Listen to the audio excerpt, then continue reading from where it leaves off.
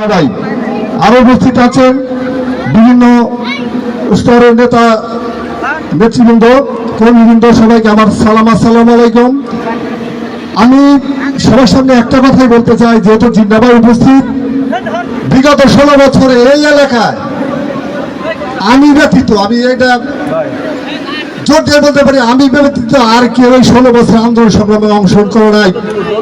কিন্তু এই 5 তারিখের পরে যে সমস্ত নেতার আবির্ভাব হয়েছে, যা কল্পনা করা যায় না, তারা বিভিন্নভাবে বিভিন্ন অ্যাঙ্গেলে কাজ করে আজকে আমাদের এখানে একটা নির্বাচনী প্রচারণা অভিযান অনুষ্ঠান, সেখানেও বাধা ক্রিয়েট করার চেষ্টা করছেন।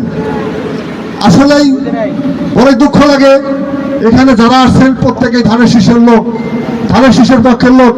এখানে জিন্না ভাই আসছেন, সে ধানের শীষের কথাই বলবেন। এখানে তিবু ভাই আসছেন, ধানের শীষের কথাই বলবেন, ধানের শীষের বাইরে কেউ কথা বলবেন না।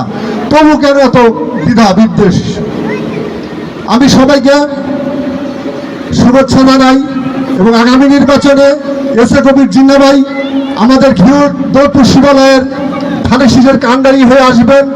তাকে আমরা ধানের শীষে বিপুল ভোট দিয়ে জয়যুক্ত করে সংসদে পাঠাবো, এই প্রত্যাশা রেখে সবাইকে ধন্যবাদ জানিয়ে আমি আমার সংক্ষিপ্ত বক্তব্য শেষ করছি। আল্লাহ হাফেজ। বাংলাদেশ জিন্দাবাদ, খালেদা জিয়া জিন্দাবাদ, তারুণ্যের অহংকার তারেক জিয়া জিন্দাবাদ, শহীদ জিয়া অমর হোক। ধন্যবাদ সকলকে, ধন্যবাদ।